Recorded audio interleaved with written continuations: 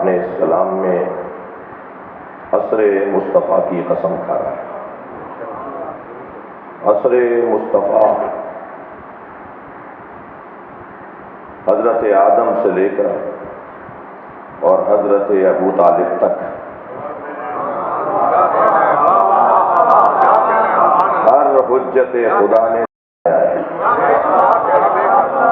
جتنے بھی اللہ کی حجتیں، جتنے بھی اللہ کے نبی ولی یا انبیاء کے وسیع گزرے،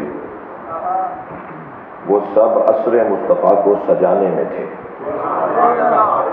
کسی طرح یہ زمانہ سج جائے۔ عزیزان گرامی، یہیں ایک جملہ دیا کر رہا ہوں کہ حضرت ابو طالب کا کلمہ ڈھونڈنے والوں سے کہیں کہ حضرت ابو طالب اپنے زمانے میں حجت خدا تھے۔ صلوات پڑھیں محمد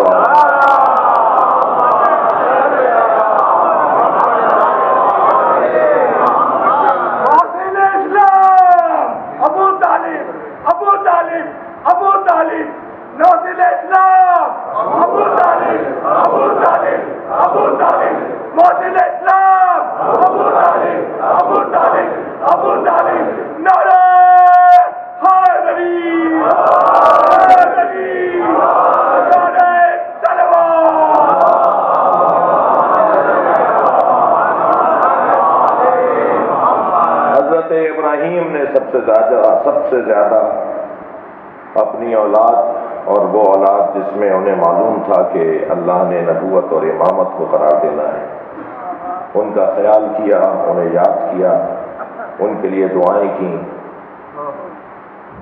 اور بارگاہ پروردگار میں ان کی محبت کا اظہار کرتے ہوئے ان کی نبوت اور امامت کا اعلان کیا۔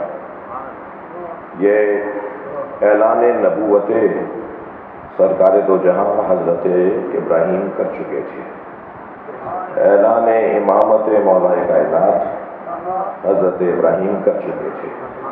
اور بات ہے کہ شعور بشر کو وہاں تک پہنچنے میں وقت لگا،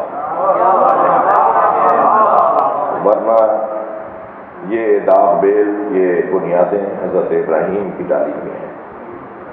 یہ زمانہ اس لیے مضبوط رہے گا، یہ زمانہ اس لیے باقی رہے گا کہ اس زمانے کی یعنی عصر مصطفیٰ کی بقا کی دعا خود حضرت ابراہیم نے کی ہے۔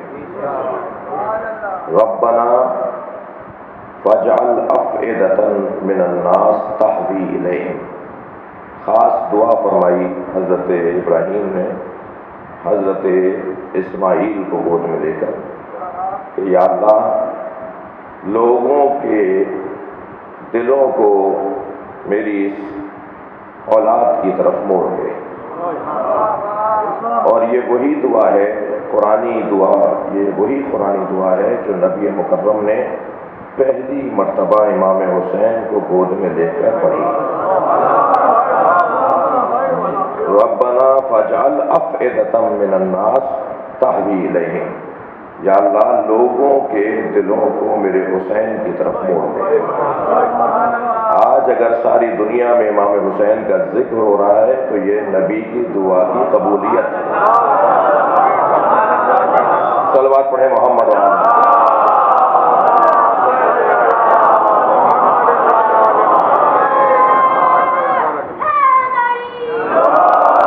میں نے پہلی یا دوسری مجلس میں عرض کیا تھا کہ یہ بھی دیکھنا ہوگا کہ تحریکیں زندہ کیوں کر رہ سکتی ہیں۔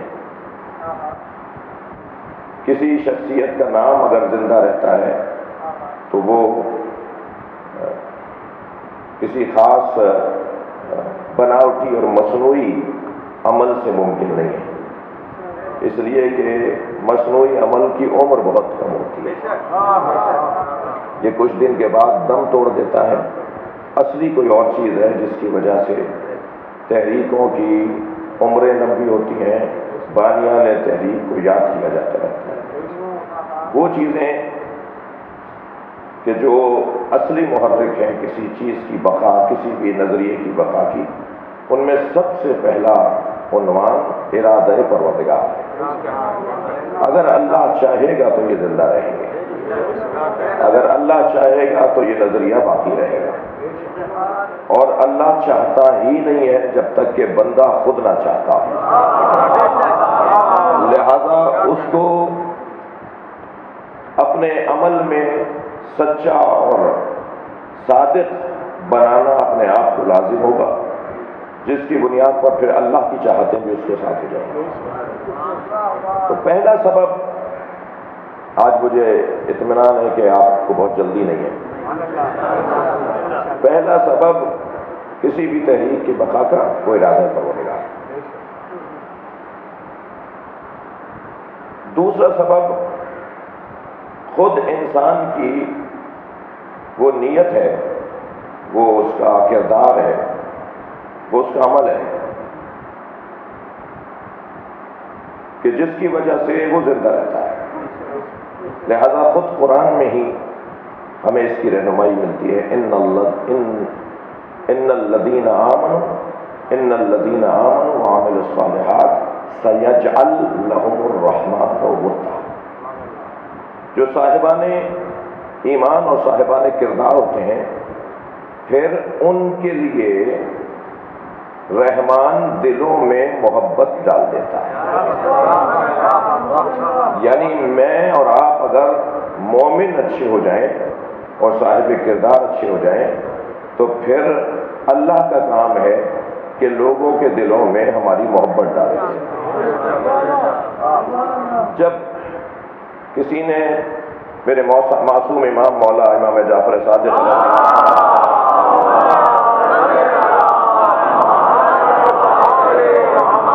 دریافت کیا کہ جتنی دشمنی، جتنی عداوت مولا کائنات سے رکھی گئی، اتنی اگر کسی اور سے رکھی جاتی تو خاندان کا نام و نشان بھی مٹ جاتا، کوئی ڈھونڈنے سے بھی اسے نہ پاتا۔ یہ کیا سبب ہے کہ حکومتوں کے بجٹ، خزانوں کی خزانے، تجوریاں کی تجوریاں، مال منال، فوجیں، سپاہی، حکومتیں، ریاستیں جس کا نام مٹانے کے لیے متفق تھیں، اس کا نام نبی کے اصحاب میں سب سے زیادہ چلا،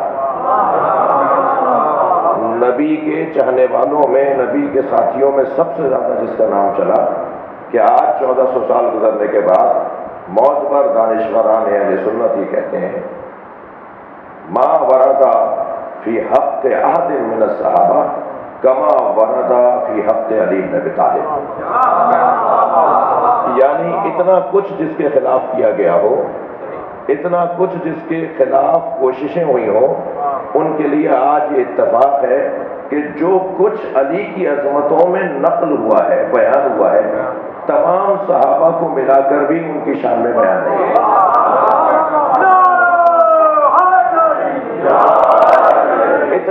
اتنا اہتمام ہونے کے بعد اور اتنا نام باقی رہ جائے، میرے معصوم امام سے سوال ہوا کہ اس کے پیچھے حکمت کیا ہے، تو امام نے قرآن کی آیت تلاوت فرمائی، ان الذین آمنوا وعملوا الصالحات سیجعل لهم الرحمن ودا۔ جو صاحبان ایمان ہوتے ہیں اور صاحبان کردار ہوتے ہیں، ان کے لیے رحمان دلوں میں محبت ڈالتا ہے۔ ساری دنیا بھی اگر ایک طرف ہو جائے تب بھی وہی کہ جس نے دشمنی کی ہوگی وہ آگے بڑھ کے کہے گا کہ جتنا میں علی کو چاہتا ہوں شاید ہی کوئی چاہتا ہوں۔ مولا علی کی شہادت، مولا علی کی شہادت کے بعد توجہ چاہوں گا، مولا علی کی شہادت کے بعد حضرت ابن عباس کا سامنا ہوا عمرو عاص سے، اور آپ کو معلوم ہے، وقت نہیں لگاؤں گا کہ عمرو عاص کیا تھا۔ تو مولا ابن عباس مولا کے خاص شاگرد، مولا سے علم تفسیر سیکھنے والے، علم ادب سیکھنے والے، تو ابن عباس کو دیکھ کر کہا کہ علی کے بغیر کیسا لگتا ہے؟ تو ابن عباس کی آنکھوں میں آنسو آ گئے، تو کہنے لگا کہ ذرا کچھ رکو، اپنے سرائے میں یا جہاں قیام تھا وہاں گیا اور ایک صندوق سے ایک کاغذ نکال کر لایا، ایک تحریر نکال کے لایا، کھال میں یا کاغذ پر غرض نہیں ہے، ایک تحریر نکال کے لایا اور پورا قصیدہ مولا کی شان میں اس نے پڑھ کر سنایا۔ اور کہا کہ علی کی شہادت پر میں بہت رویا اور یہ سوچ کر رویا کہ ہم نے کیسے انسان کو تکلیفیں پہنچائی، ہم نے کتنے بڑے انسان کو اذیتیں پہنچائیں۔ اور میں نے پھر یہ علی کی شان میں قصیدہ کہا، اور اس قصیدے کا موسیٰ کاظم بھائی، اس قصیدے کا مطلع کا مصرع ہے جو عربی زبان کا محاورہ بن گیا۔ عربی زبان میں ایک محاورہ ہے، وہ اس قصیدے کے مطلع کا مصرع ہے، الفضل ما شہادت، الفضل ما شہدت بہ الاعداء، فضیلت تو ہے ہی وہ جس کا اقرار دشمن کرے۔ صلوات پڑھیں محمد و آل محمد۔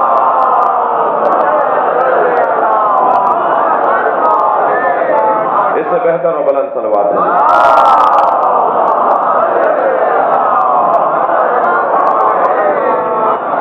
تو اگر خلوص نیت، عمل صالح اور ایمان اور عقیدہ مضبوط ہو تو پھر چھوڑ دیں اپنا کام اللہ کے حوالے، کر دیں اللہ کے حوالے، وہ خود اہتمام کرے گا، وہ خود ہی انتظام کرے گا۔ وہ لوگ میوزیموں میں بھی نہیں ملتے جن کے ہاں ایمان نہ ہو اور جن کے ہاں سچائی نہ ہو، اور وہ لوگ دماغوں پر حاکم رہتے ہیں جو مومن نہیں کل ایمان ہو اور عمل صالح انجام دینے والا نہ ہو، بلکہ اس کی ایک ضربت ثقلین کی عبادت پر غالب ہو۔ پھر اللہ اہتمام کرے گا کہ وہ دلوں پر حاکم ہو۔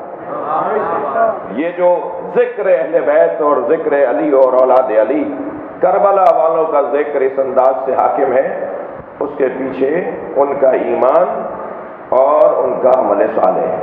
ظاہر ہے آپ کا میرا ہمارے حساب سے ہے، ان کا ان کے حساب سے ایمان اور عمل صالح ہے۔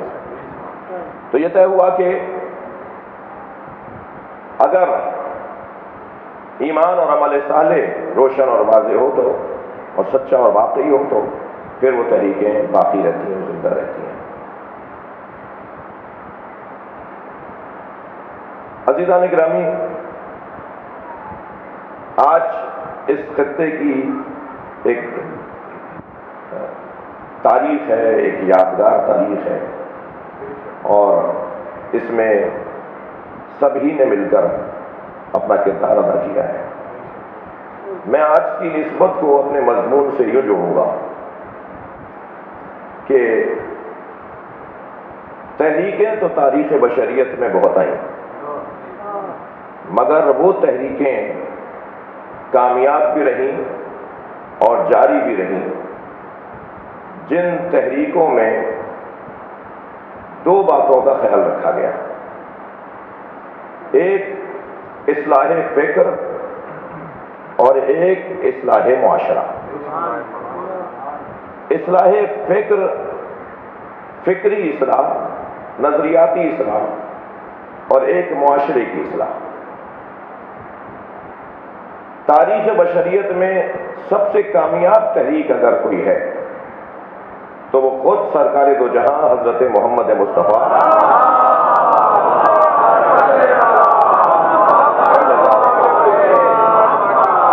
کی تحریک ہے، جس تحریک کا نعرہ، جس تحریک کا پہلا نعرہ، جس تحریک کا آغاز جس نعرے سے ہوا، وہ نعرہ ہے قولوا لا الہ الا اللہ۔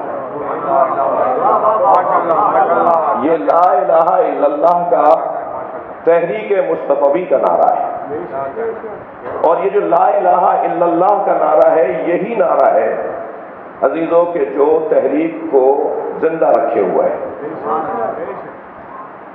فکری اصلاح اور معاشرتی اصلاح ترتیب میں ایسے ہی ہے جیسے میں نے بیان کیا، پہلے فکری اصلاح ہوگی اور پھر معاشرے کی اصلاح ہوگی۔ غور فرمائیں گے، برا یزید تھا، شارب الخمر یزید تھا، معلن بالفسق یزید تھا، قاتل نفس محترمہ یزید تھا، مگر حسین یزید کی اصلاح کرنے نہیں نکلے۔ ساری برائیاں یزید میں تھیں، مگر حسین ابن علی نے یزید کی اصلاح کا نہ صرف بولا نہیں، سوچا بھی۔ اس لیے کہ اگر یزید کی اصلاح کر دی جائے گی تو کیونکہ فکری اصلاح نہیں ہوئی ہے، کوئی اور یزید آ کر بیٹھ جائے گا۔ اور یہ یزیدوں کا سلسلہ جاری رہے گا. لہذا معاشرے کی فکری اصلاح کر دی جائے تو مجھے کسی یزید کو ہٹانے کی ضرورت نہیں پڑے گی، خود سماج یزیدوں سے نفرت کرنے لگے گا. صلوات پڑھے ذرا محمد آل.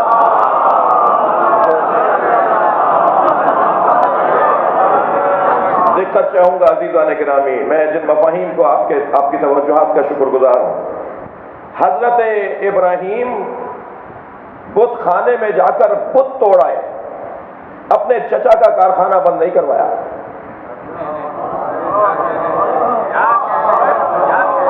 حضرت ابراہیم کے چچا کا تو بت سازی کا کارخانہ تھا. وہ کارخانے میں بت بنا کر، پھر یہ کارخانہ تھا، پھر ان سے 50 دکاندار لے جاتے تھے، مختلف دکاندار لے جاتے تھے، اور وہ جو ٹھیکیدار اور وہ جو کانٹریکٹ پہ، اور تمہیں کتنے چاہیے اور تمہیں کتنے چاہیے، کس شہر میں کتنے بت پرانے ہو گئے، نئے بھجوانے ہیں. تو حضرت ابراہیم تو بت سازی کا کارخانہ رکھتے، چچا ان کے بت سازی کا کارخانہ رکھتے تھے. حضرت ابراہیم بت سازی کے کارخانے کو جا کر بند نہیں کروا رہے، بت خانے میں جا کے بت توڑ رہے ہیں. اس لیے کہ اگر حضرت ابراہیم نے کارخانہ بت سازی بند کروا دیا تو جب تک معاشرے کی طلب رہے گی کارخانے چلتے رہیں گے. بڑی عنایت اگر آپ کی توجہ آپ میرے ساتھ ہے، کیونکہ معاشرہ بت مانگ رہا ہے، سماج بت مانگ رہا ہے. یہ کارخانہ بند ہوگا تو دوسرا کھلے گا. تو مجھے بت سازی کا کارخانہ بند نہیں کروانا، مجھے طلب ختم کرنی ہے تاکہ رسد بند ہو جائے. گئے جا کر بت خانے میں سارے بتوں کو توڑ دیا حضرت ابراہیم نے، اور ایک بڑے بت کے گلے میں اسے نہیں توڑا، اور اس کے گلے میں کلاڑی لٹکا دی، جس کلاڑی سے کسی بت کے پیر توڑے تھے، کسی کے ہاتھ توڑے تھے، کسی کی آنکھ پھوڑی تھی، کسی کی ناک کاٹی تھی، کسی کا کان کاٹا تھا. حضرت ابراہیم نے ان سارے بتوں کو ناقص اور عیبدار بنا کر اور ایک بڑے بت کے گلے میں کلاڑی لٹکا دی. اچھا، موقع کی بھی تلاش میں تھے کہ کبھی یہ باہر تو جائیں. یہ تہوار منانے، عید تھی، کوئی تہوار کا دن تھا، یہ سارا شہر باہر گیا ہوا تھا. بعض اوقات ہر کام مجمع میں نہیں کیا جاتا. کبھی آپ کو موقع کو بھی دیکھنا ہوگا کہ یہ صحیح موقع ہے کہ اب کام کیا جائے. اب جب یہ واپس آئے تو بت خانے میں پہنچے اپنی عادت کے مطابق اور روایت کے مطابق، تو دیکھا کہ سارے بت ٹوٹے ہوئے ہیں اور ایک بڑے بت کے گلے پہ کلاڑی لٹکی ہے. تو آپس میں سبھی کہنے لگے کہ ہو نہ ہو فتن، یہ اس جوان کا کام ہے، یقال لہو ابراہیم، جسے ابراہیم کہا جاتا ہے. آپ کی سماعتیں میرے ساتھ ہیں، آپ کی توجہ مجھے آمادہ کر رہی ہے کہ ایک جملہ دیا کروں. جس وقت حضرت ابراہیم نے بت توڑے تھے جوان نہیں تھے، مگر سارا معاشرہ انہیں جوان کہہ رہا تھا. یہ قرآن کی زبان میں فیصلہ ہو گیا، جوان اسے نہیں کہتے جو 24 سال کا ہو. جوان بدن سے جوان نہیں ہوتا، نظریے اور شجاعت سے جوان ہوتا. قرآن کہہ رہا ہے کہ ایک جوان کا کام ہے جسے ابراہیم کہا جاتا ہے. اور پھر بلا دیا حضرت ابراہیم کو دربار میں، نمرود کا دربار ہے. کیا ابراہیم یہ تم نے کیا ہے؟ جی. حضرت ابراہیم نے فرمایا اسی نے کیا ہوگا جس کے گلے میں کلاڑی لٹکی ہے. اب وہ عمل شروع ہوا جو اصلاح فکر کا عمل ہے. اصلاح فکر جب تک نہیں ہوگی اصلاح معاشرہ نہیں ہوگا. نظریات جب تک تبدیل نہیں ہوں گے اعمال اور رفتار میں تبدیلی نہیں آئے گی. سوچ جب تک نہیں بدلے گی عمل تبدیل نہیں ہوگا. دقت میرے ساتھ رہے. تو حضرت ابراہیم نے فرمایا یہ اسی نے توڑے ہوں گے جس کے گلے میں کلاڑی لٹکی ہے. تو کہنے لگے وہ تو ناک پر بیٹھی مکھی نہیں جل سکتا. عجب نہیں اندر سے سوچا ہو کہ یہی تو تم سے اگلوانا چاہتا تھا. جو ناک پر بیٹھی مکھی نہیں جل سکتا وہ تمہارا خالق کیسے ہے، وہ تمہارا رب کیسے ہے. اور یہی جملہ جب حضرت ابراہیم نے بھرے دربار میں کہا، اور آپ دیکھیے جسے یہ یقین ہو کہ میرے پیچھے، میری پشت پر، میرے اوپر اللہ کی تائید حاکم ہے، تو وہ ہزاروں کے مجمع میں بھی اکیلا محسوس نہیں کرتا، وہ تنہا ہو بھی تو لشکر ہوتا ہے۔ سلام بھیجیے مولا علی پر، فرماتے ہیں لو اجتمع العرب علی قتالی، اگر سارا عرب مجھ علی کو قتل کرنے کے لیے جمع ہو جائے، لما ولیتو، پشت دکھا کر نہیں جاؤں گا، اکیلا بھی میدان میں لشکر سے مقابلہ کروں گا۔ وہ کون سی چیز ہے جو انسان کو حوصلہ عطا کرتی ہے؟ وہ اس کا نظریے میں سچا ہونا ہے، وہ اس کا اپنے عقیدے میں اور اپنی فکر میں پختہ ہونا ہے۔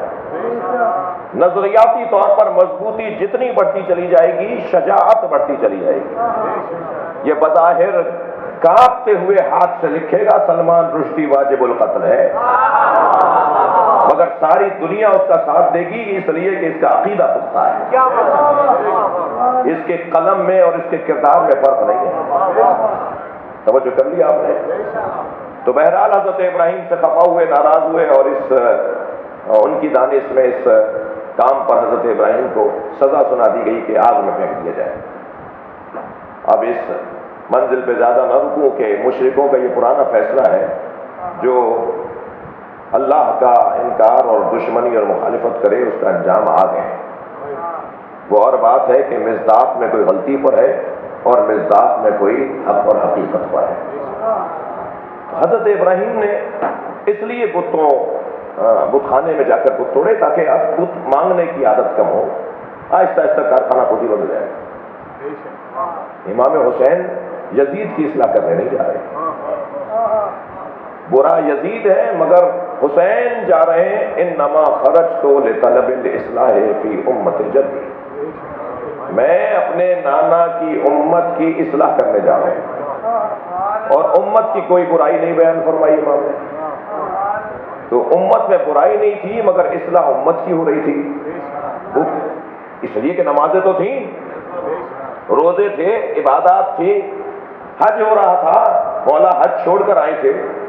یہ جو سارا عالم اسلام عبادتوں میں مصروف تھا، یہ عملی طور پر تو ٹھیک تھے مگر فکری طور پر بھائی خواجہ معین الدین چشتی رحمت اللہ علیہ نے جو 4 مصرے کہے ہیں وہ یوں ہی نہیں کہے۔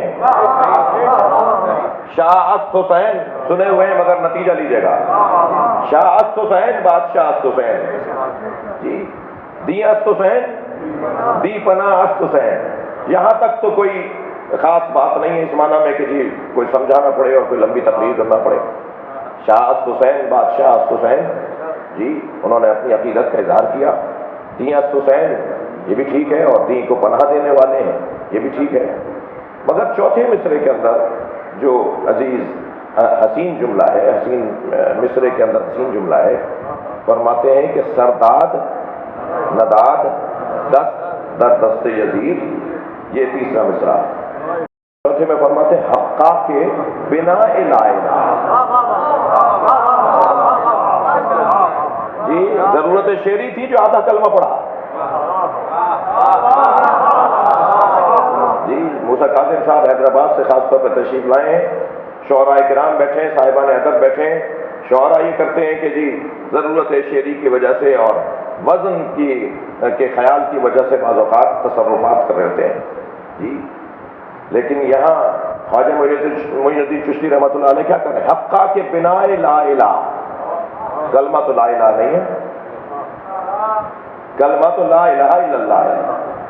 اگر انہوں نے پورا کلمہ باندھا ہوتا مصرے میں تو بحر طویل ہو جاتی، بحر 3 مصرے ایک بحر میں اور چوتھا مصرع بحر سے نکل جاتا، ذرا زیادہ لمبا ہو جاتا، تو ساری دنیا کہتی جی شعر نہیں کہہ پائے اتنا بڑا اللہ کا ولی، اور چوتھے مصرے کے اندر تو انہوں نے کیا ضرورت شعری کی وجہ سے ایسا کیا ہے؟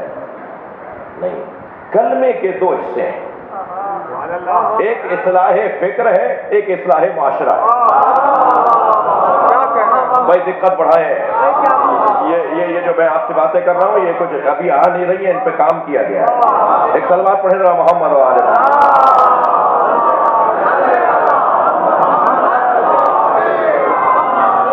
کلمے کا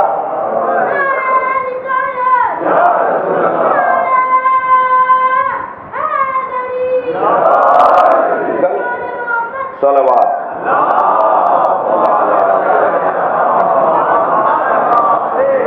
کلمے کا پہلا حصہ اصلاح فکر اور کلمے کا دوسرا حصہ اصلاح معاشرہ. پہلے حق کے بنا لا الہ تو سمجھو. حسین ابن علی نے اصلاح فکر کی ہے. اصلاح فکر ہو جائے پھر الا اللہ کا مطلب روشن ہوگا. لہذا علامہ اقبال نے ایک اور مرحلے پر کہا نقش سطر عنوان نجات مانوشت. علامہ اقبال کہتے ہیں سطر عنوان نجات مانوشت نقش الا اللہ بر صحرا نوشت. ایک اللہ کے ولی نے اصلاح فکر کا پیغام دیا کہ یہ بنام حسین ہے، اور ایک مفکر نے اور فلسفی نے اصلاح معاشرے کا پیغام دیا کہ یہ بھی حسین ابن علی کی خدمت ہے. اور وہ خدمت یہ ہے کہ اللہ کو جب سمجھیں گے جب غیر الہ کا انکار تو کریں. اگر آمادہ ہے تو جملہ دیا کر رہا ہوں. عزیزان گرامی، اسلام شناسی ممکن ہی نہیں ہے جب تک کہ کفر شناسی ہو. کفر شناسی کے بغیر اسلام شناسی کا کوئی مطلب ہی نہیں. پہلے پہچانو کہ کفریہ طاقتوں کا مزاج کیا ہے، اور پھر جب کفریہ طاقتیں روشن ہو جائیں گی تو پھر الہی طاقت خود بخود روشن ہوتی چلی جائے گی. والعصر ان الانسان لفی خسر. قسم ہے عصر مصطفیٰ کی انسان خسارے میں ہے.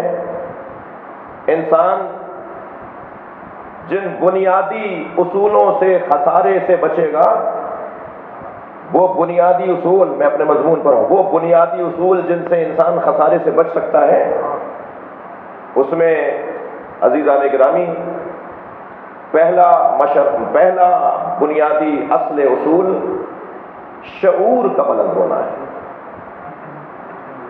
شعور کا بلند ہونا ہے. تحریکوں میں وہ تحریک کامیاب اور وہ تحریک سچی جس میں بانیان تحریک شعور اور فکر کی اصلاح کے لیے اہتمام کریں.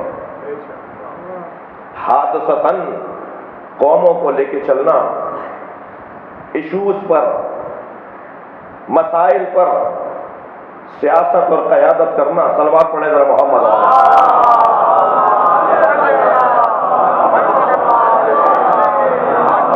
یہ کوئی ہنر نہیں ہے، یہ کوئی ہنر نہیں ہے. ایک مسئلہ، ایک واقعہ، ایک حادثہ، ایک سانحہ، اور اس کی بنیاد پر شخصیات بیٹھیں اور ایک فیصلہ لیا، اور اس کو کا مقابلہ کرنے میں 3 سال لگ گئے، اور کہا جی قوم کی بڑی خدمت کی. میں ان کے لیے بھی دعا گو ہوں، اور ہم میں سے اکثر کا حال بھی یہی ہے جی کہ کوئی ایشو، کوئی مسئلہ، کوئی سانحہ، کوئی واقعہ پیش آتا ہے، اس کے بعد شخصیات جمع ہوتی ہیں اور پھر رائے قائم کرتی ہیں، اور پھر تقسیم کار کر کے اس کے اصلاح کے لیے کوشش کرتی ہیں. بہرحال بالآخر وہ 2-3 سال کے بعد، سال بھر بعد اس کی اصلاح ہو جاتی ہے اور کہا جاتا ہے جی بڑی خدمت انجام دی.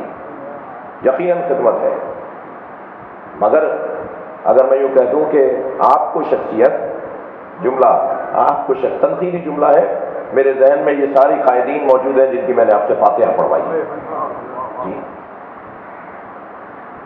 عزیزان گرامی، تو یوں کہہ دوں کہ پھر آپ کو شخصیت، آپ کو قیادت، آپ کو قیادت، آپ کو شخصیت آپ کی صلاحیتوں نے نہیں دی بلکہ سانحات نے دی ہے. تو دعا کرتے رہیے، سانحات ہوتے رہے اور آپ کی شخصیت بنتی رہے.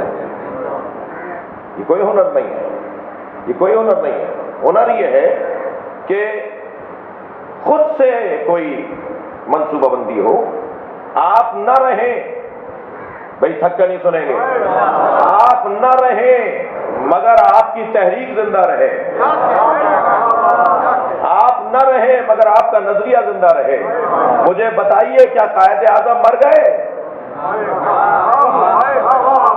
اور زندگی کسے کہا جاتا ہے؟ کیا علامہ اقبال کی رحلت ہو گئی؟ اور زندگی کسے کہا جاتا ہے؟ کیا آیت اللہ خمینی کی رحلت ہو گئی؟ زندگی انسان کی نظریے کی بنیاد پر ہے، وہ نہ ہو مگر اس کا نظریہ چل رہا ہو، یہی اس کی حیات ہے۔ عزیزان گرامی، بنیادی اصول، سب سے پہلا بنیادی اصل وہ معاشرے کی فکری اصلاح، شعور سماج اتنا بلند ہو جائے کہ اسے حقیقت لا الہ الا اللہ سمجھ میں آنے لگے، اور اس بظاہر چھوٹے کلمے کے اوپر، جو ظاہری طور پہ چھوٹا اور مختصر کلمہ ہے، اس پر اپنی بنیاد رکھے، اور انسان کی زندگی، اس کی رفتار، اس کے اعمال اتنے طیب و طاہر ہو جائیں کہ اس کا عمل عمل صالح بن جائے، معاشرہ اتنا باشعور ہو جائے۔ دیکھنا چاہوں گا، میں تھوڑی خشک باتیں کر رہا ہوں آج، معاشرہ اتنا باکمال ہو جائے، توجہ، کہ حق اور حقیقت کو اپنی ثقافت بنا لے اور وصیت اور نصیحت کی عادت ڈال دے، تب جا کر ایک معاشرہ مثالی اور اچھا معاشرہ کہلائے گا۔ دیکھیں، فکری تحریکیں بھی تاریخ بشریت میں بہت آئیں، بہت چلیں، بہت رہیں، اور عملی طور پر بھی اس فکر کی بنیاد پر کام کیا گیا۔ فکری تحریکوں میں اگر ہم بات کی تحریکیں لیں، یعنی تاریخ بشریت میں نبی مکرم سے پہلے کی تحریکیں اور نبی مکرم کے بعد کی تحریکوں میں اگر لیں، تو فکری تحریکوں میں کبھی ہمیں امام غزالی نظر آتے ہیں اور کبھی جمال الدین افغانی نظر آتے ہیں۔ یہ فکری تحریکوں کے بڑے اور مشہور نام ہیں۔ کبھی ہماری صدی میں آیت اللہ خمینی نظر آتے ہیں، اور ان سے پہلے ہمارے اس خطے کے اندر علامہ اقبال نظر آتے ہیں۔ کہ علامہ اقبال، امام غزالی، جمال الدین افغانی، آیت اللہ خمینی، یہ شخصیات وہ ہیں جو فکری تحریکوں کے بانی ہیں، نظریات بدلنے والے لوگ، سوچ بدلنے والے لوگ، جی، اور نظریات میں پختگی لانے والے لوگ۔ یہ بڑا نام ہے ان لوگوں کا، بڑا کام ہے ان لوگوں کا۔ ہم جب ان کے اشعار پڑھتے ہیں تو ایک ایک مصرع ہمارے اندر تبدیلی لے کر آنا ہوتا ہے، بہتری لانا ہوتا ہے۔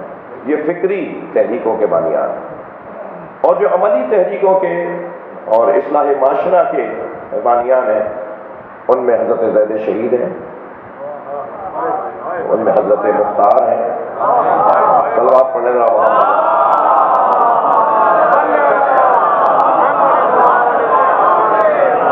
حضرت حسین شہید فتح ہیں، اور ہمارے دور میں قائد اعظم محمد علی جناح ہیں۔ یہ اصلاح معاشرہ کے قائدین اور محرکین میں سے ہیں۔ بظاہر یہ اپنی جان قربان کر دیتے ہیں، اور ایسے جان قربان کرتے ہیں کہ ان کی لاش کئی کئی مہینے تک اس شہر کے چوک پر لٹکی رہتی ہے، کئی کئی دن تک دفنانے کے لیے اجازت نہیں ہوتی، مگر آج ان کا مزار لوگوں کے دلوں میں بنا ہوا، یعنی شان سے ان کے مزارات ہیں، پوری دنیا ان کی زیارت کے لیے جا رہی ہوتی ہے، اور وہ زندہ ہیں، وہ موجود ہیں۔ اس وقت میں انہوں نے تکلیف اٹھا لی، وقت گزار دیا۔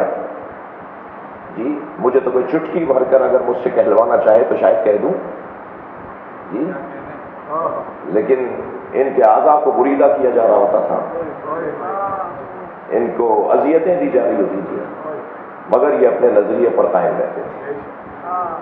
یہ لوگ صرف تقریر کر لینا، میں اپنے حصے کی بات کر رہا ہوں، اور اپنے حصے کی بات کر رہا ہوں کہ سن لینا یہ بہت آسان ہے، مگر اس دور میں ان کے برابر میں کھڑے ہونا بھی، ان کے برابر میں کھڑا ہونا بھی آج اتنی مدت گزرنے کے بعد بھی مشکل ہے۔ یہ جو کونوا مع الصادقین کی آیت ہے نا، یہ میں فضائل کے باب میں تو بڑے سچ کر اس کو بڑے دھج کے ساتھ اسے بیان کروں گا، آپ بھی اچھا نعرہ لگائیں گے، لیکن کونوا مع الصادقین بڑا مشکل کام ہے۔ سچوں کے ساتھ چلنا ہر ایک کے بس کی نہیں ہے جی، ایک قدم بھی آگے نہیں چل پاتے جی۔ مسلم گدی کے موڑ تک پہنچے تھے کہ تنہا ہو گئے تھے سچوں کے ساتھ، جبکہ مسلم سچوں کی طرف سے بھیجے گئے تھے۔ میرے مولا حسین فرماتے ہیں جو شخص میرے ساتھ چلنا چاہتا ہے، ہدیہ لے لیجیے، جو شخص میرے ساتھ چلنا چاہتا ہے، من کانا باطلا فینا فلیرحل معنا، فلیرحل معنا، جو ہمارے ساتھ مجھ حسین کے ساتھ چلنا چاہتا ہے، وہ سب سے پہلا کام تو یہ کرے کہ اپنی ذات کی نفی کرے۔ یہ جو ذات کی پرستش ہے نا، یہ حسین کے ساتھ نہیں چلنے دی جی۔ اب ایک انہوں نے نظریاتی بنیادیں ڈالی، شاید کسی میدان میں، شاید کسی مشکل مرحلے میں، عملی مرحلے میں ان میں سے بعض لوگ نہ آئے ہوں، لیکن نظریاتی طور پر انہوں نے بنیادیں ڈالی۔ عزیزان گرامی، تحریک پاکستان کے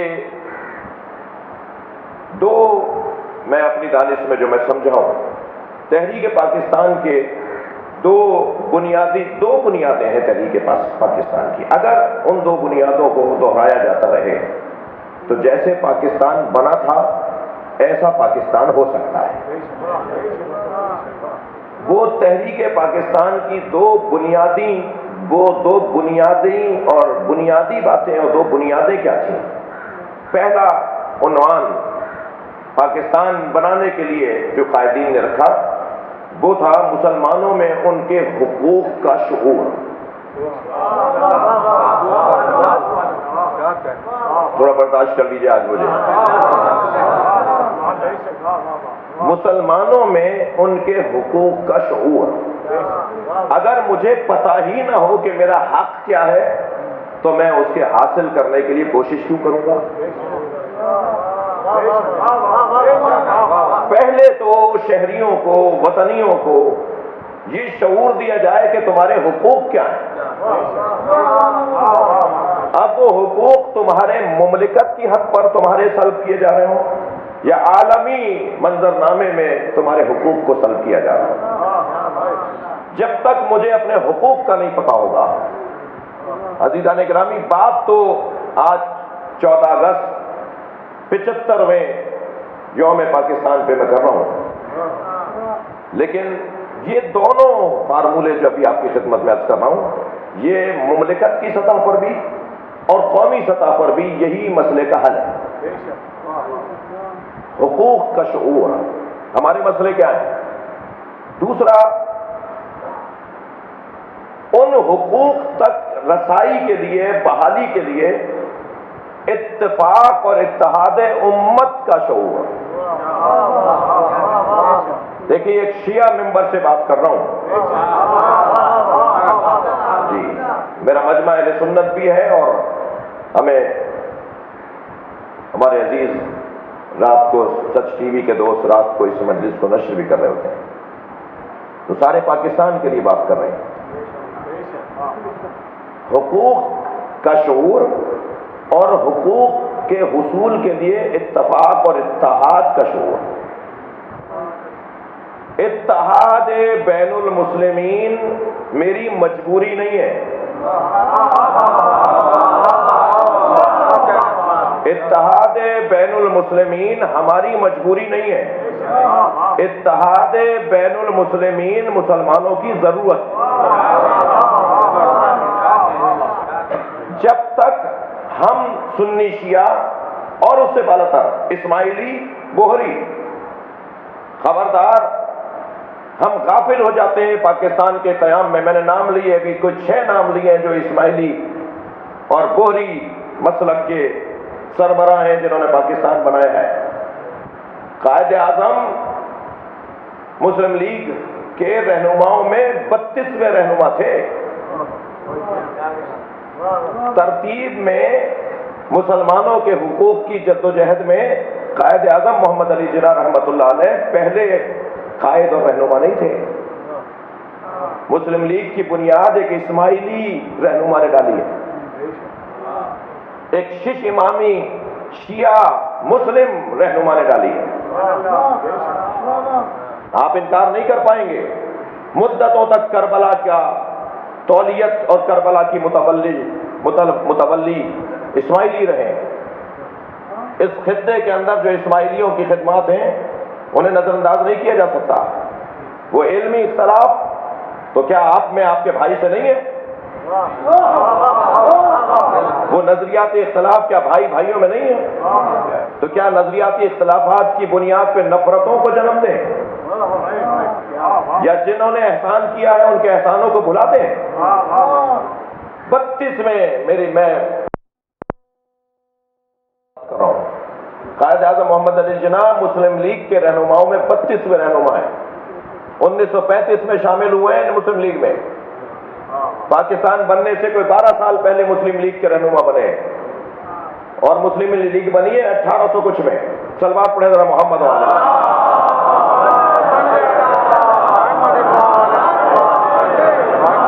تو بات میری یہ تھی، اصلی عنوان یہ تھا کہ حقوق مسلمین کا شعور، مسلمانوں کے حقوق کا شعور، اور اتفاق اور اتحاد کا شعور.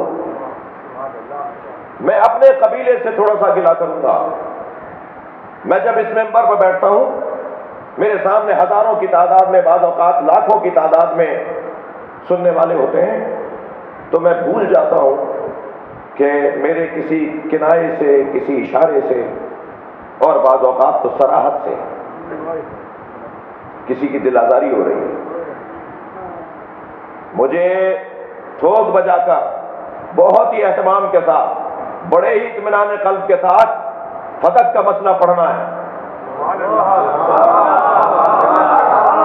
اس ممبر سے مسئلہ فتح پڑھا جائے گا. اس ممبر سے ولایت علی کا دفاع ہوگا. اس ممبر سے خلیفہ بلا فصل ہونا علی کا ثابت کیا جائے گا. مگر کیا ان مضامین کو بیان کرنے کے لیے جملے اچھے نہیں ہو سکتے؟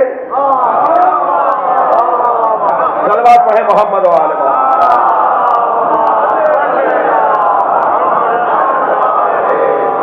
اس سے بہتر اور بلند صلوات پڑھیں.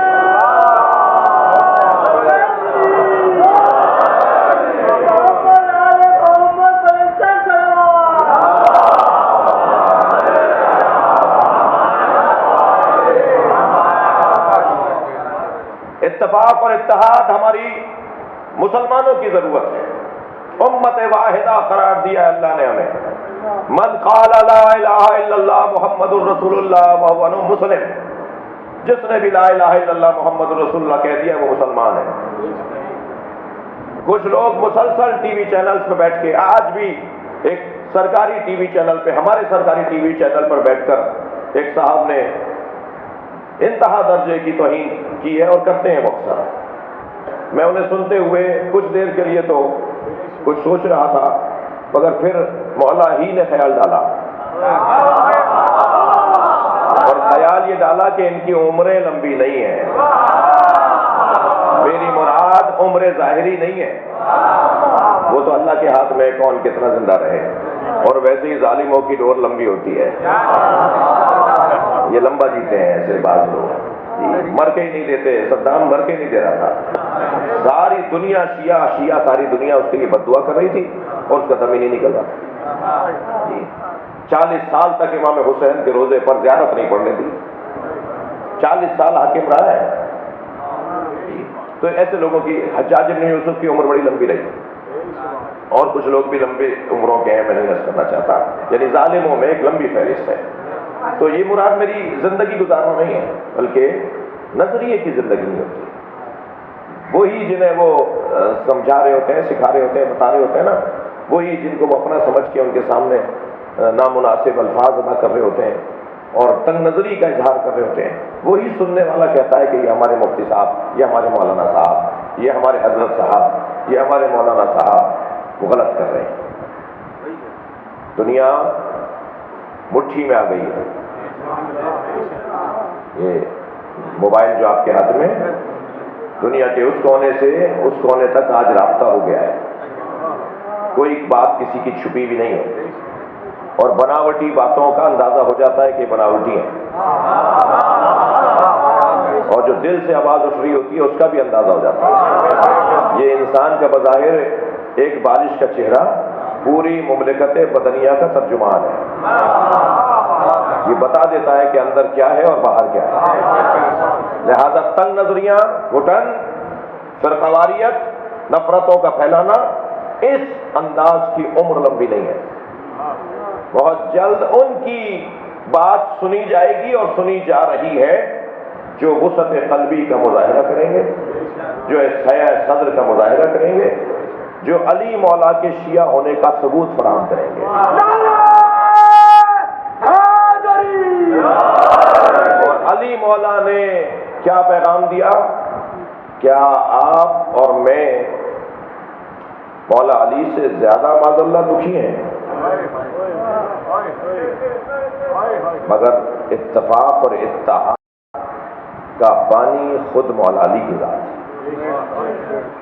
کسی نے آ کر کہا ہو یا نہ کہا ہو، لیکن جس علی نے دروازہ گرتے ہوئے دیکھا، دروازہ جلتے ہوئے دیکھا،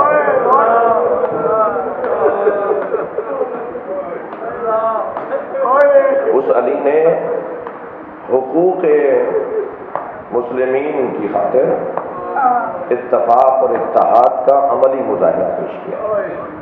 بس ہمیں اسی کی پیروی کرنی ہے، اپنے نظریے سے اور عقیدے سے ایک انچ پیچھے نہیں ہٹیں، اور اس بات پر ہمیں یقین رکھنا ہوگا کہ حقوق جب بحال ہوں گے جب ہم میں اتفاق اور اتحاد ہوگا۔ ممکن ہے مگر اس کے اوپر بھی مفصل گفتگو کی ضرورت ہے کہ کیسے ممکن ہے۔ آج 5 محرم ہے، شعور فکری کو بلند کرنے کا کام مولا حسن نے کیا، اور اصلاح معاشرہ کا کام امام حسین نے کیا۔ دو ہی باتیں ہیں نا، شعور بلند کرنا اور معاشرے کی اصلاح کرنا۔ امام حسن نے صلح کر کے امت کو متوجہ کیا کہ تمہیں بیماری کیا ہے۔ تشخیص مرض کا کام اور علاج مرض کا کام، یہ دو مختلف طبیب کرتے ہیں۔ تشخیص مرض کا کام ایک طبیب کرتا ہے جو ٹیسٹ لکھ کے دیتا ہے، یہ طے کرتا ہے کہ بدن میں کیا کم ہے، کیا زیادہ ہے، کیا اعتدال سے باہر ہے اور کس چیز کو معتدل کرنا ہے، اور پھر دوسرا ڈاکٹر ہوتا ہے جو دوا تجویز کرتا ہے۔ امت کو کیا بیماری تھی وہ امام حسن نے تشخیص دے کر بتایا، امت کو غفلت کی بیماری ہے، اور یہ غفلت کی بیماری اتنی پختہ ہو گئی ہے کہ دوا سے علاج نہیں ہوگا، اس کے لیے آپریشن کرنا ہوگا، اس کے لیے جراحت کرنا ہوگی۔ لہذا علاج مرض کا کام امام حسین نے کیا۔ کربلا اسلامی نہیں انسانی معاشرے میں اصلاح کا شفا خانہ ہے، اور مرض کیونکہ بہت پختہ ہو گیا تھا، اس لیے طبیب نے خود کو قربان کر دیا کہ مرض کی شناخت رہے، اور جب کبھی یہ مرض منڈلانے لگے تو اسے یاد کر کے علاج بھی کر لیا جائے۔ تو آج بھی اگر ہم ذکر امام حسین میں بیٹھے ہیں تو اس کا ایک سبب یہ ہے کہ ہم مرض کا علاج جانتے ہیں۔ پلٹیے کچھ دیر کے لیے کربلا، عزادارو، میرے مولا نے کربلا خوب سجائی ہے، بچپن کے دوستوں کو بھی بلایا، اصحاب کو بھی جمع کیا ہے، فقہا اور مجتہدین کو بھی جمع کیا ہے۔ امام نے ڈھونڈ ڈھونڈ کر اس فہرست کو مکمل کیا جو فہرست نبی مکرم نے امام حسین کو دی تھی کہ کربلا میں تمہارے ساتھ کون کون شہید ہوگا. حتیٰ کربلا میں آنے والی بیویوں، کربلا میں آنے والے بچوں کے نام بھی حسین کو پہلے سے پتا ہے. وہ 6 مہینے کا علی اصغر، وہ 11 سال کے قاسم، وہ کم سن و سال رکھنے والے اون و محمد.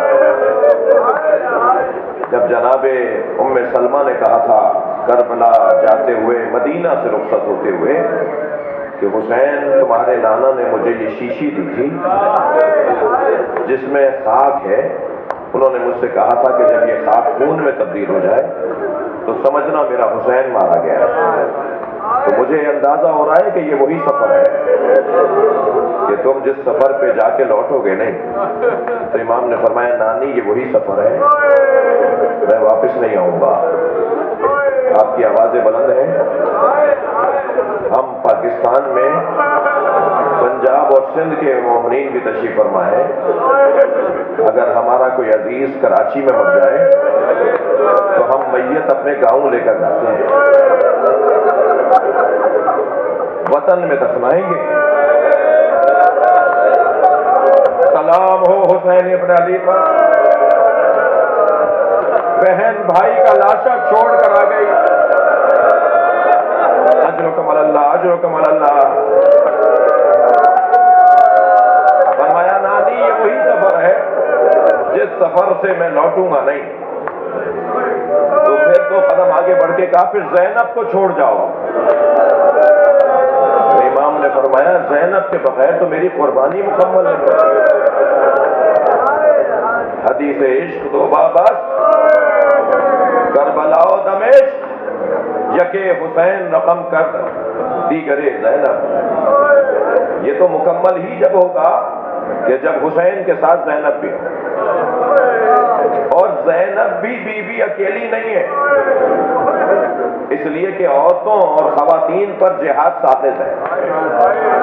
وہ جو کوفے کے دربار میں خطبہ دیں گی وہ زینب کا میدان ہی علیحدہ ہے. وہ جو شام کے دربار میں خطبہ دیں گی وہ سیدہ زینب کا میدان ہی علیحدہ ہے. مگر کربلا کے میدان میں زینب کی طرف سے کون ہوگا؟ لہذا 2 بیٹوں کو بھی لے کر آئیں. اجرکم اللہ، اجرکم اللہ. ہم آتا ہیں رونے کے لیے. شب عاشور جب امام حسین خیموں کے درمیان سے گزر رہے تھے تو ہر خیمے میں بیٹھی ماں اپنے بچے سے بات کر رہی تھی. ایک ماں تھی جو علی اکبر سے کہہ رہی تھی کل سب سے پہلے تم جاؤ گے. امام نے کچھ اور گفتگو سنی، آگے بڑھے، میں مختصر کر رہا ہوں. تو ایک خیمے میں ایک ماں جھولا جھلا رہی تھی اور یہ کہہ رہی تھی تم تو گھٹنیوں بھی نہیں چل پاتے، میرے لال تم میدان میں کیسے جاؤ گے؟ حسین کی آنکھوں میں آنسو آ گئے. فرمایا رباب تیری قربانی تو سب سے آگے ہوگی. کچھ اور آگے بڑھے تو ایک بیوہ ایک یتیم سے کہہ رہی تھی قاسم دیکھو میں غیر خاندان کی ہوں، کہیں میری تربیت پر سوال نہ اٹھے کہ ماں نے تربیت کیسی کی ہوگی. امام نے فرمایا بھابھیوں میں فروا آپ کی قربانی کی انفرادیت ہے. کچھ اور آگے بڑھے تو ایک ماں 2 بچوں کو لیے بیٹھی.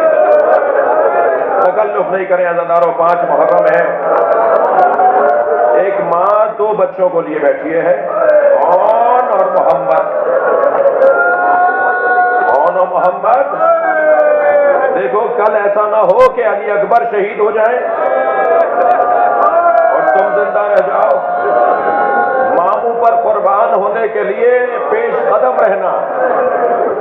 اور پھر جب روز عاشور نمودار ہوئی، سورج نکلا، میدان شہادت گرم ہوا، پہلے اصحاب نے قربانیاں دی، حبیب عباس کو جانے نہیں دیتے، اور محمد کیسے جائیں، علی اکبر کیسے جائیں، ابھی جانثار زندہ ہے۔ امام کے سارے جانثار جب قربان ہو گئے تو پھر مرحلہ آیا اہل بیت کا، اور اہل بیت کا مرحلہ جب شروع ہوا عزاداروں، تو ہر کچھ دیر کے بعد جناب زینب بچوں کو بلاتی، جاؤ جا کے ماموں سے کہو کہ ہمیں اجازت دے دیں، جاؤ جا کے ماموں سے کہو کہ ہمیں اجازت دے دیں، اور بچے جاتے ہیں اور امام حسین یہ کہہ کے لوٹا دیتے ہیں کہ تم میری بہن کی امیدیں ہو، تم میری بہن کی امیدیں ہو۔ اب ایک ایسا مرحلہ آیا کہ جناب زینب امام حسین کے سامنے آ کے کھڑی ہو گئی اور فرمانے لگی، کل قیامت میں اماں زہرا اگر مجھ سے پوچھنے لگی زینب تمہارے بچے زندہ رہے، اجرکم اللہ، اجرکم اللہ، دونوں شہزادوں کو امام حسین نے تیار کیا، عباس آؤ، اور محمد کو تیار کرو۔ رکابیں بڑی تھیں، قد لمبے نہیں تھے، دراز نہیں تھے، رکابوں کو کاٹ کر پیروں تک پہنچایا گیا۔ دونوں شہزادوں کو آمادہ کر کے جناب زینب نے لباس رزمی پہنایا، اور خیمے سے رخصت کرتے ہوئے جو نصیحت کی اسے میر انیس نے 2 مصروں میں باندھا ہے، تم کیوں کہو کہ شیر خدا کے ولی کے ہیں، میدان میں جا کر یہ مت بتانا کہ کون ہو، تم کیوں کہو کہ شیر خدا کے ولی کے ہیں، فوجیں پکار اٹھیں کہ نواسے علی کے ہیں۔ اجرکم اللہ، اجرکم اللہ۔ دونوں بچوں کو آمادہ کیا امام حسین نے، حضرت عباس نے میدان کربلا کی طرف روانہ کیا۔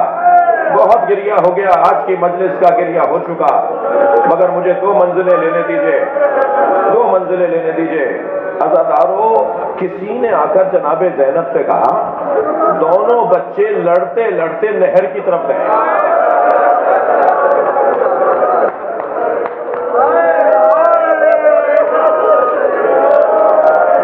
فرمایا اماں عباس کو بلاؤ۔ جناب عباس آئے، عباس جا کے دونوں کو آواز لگاؤ کہ کہیں پانی نہ پی لے، حسین پیاسے ہیں، سکینہ پیاسی ہے۔ اجرکم اللہ۔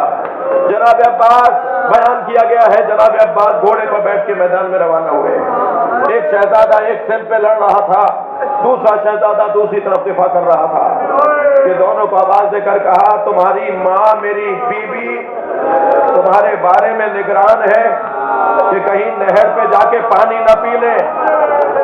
تو وہیں سے دونوں نے آوازیں لگائی، ماموں ہم پیاسے مارے جائیں گے۔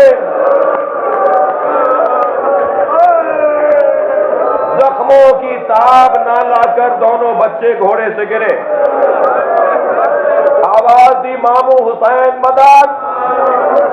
حسین اس جانب روانہ ہوئے جہاں بچے گرے تھے، لاشیں اٹھا کر لائے، بس آخری جملے، مگر عزاداروں اون میں دم تھا، حضرت محمد کی شہادت ہو چکی تھی، مگر حضرت اون میں بھی دم باقی تھا۔ ننھے ننھے ہاتھ اٹھا اٹھا کر کہہ رہے تھے، ماموں آپ ہم سے راضی ہیں؟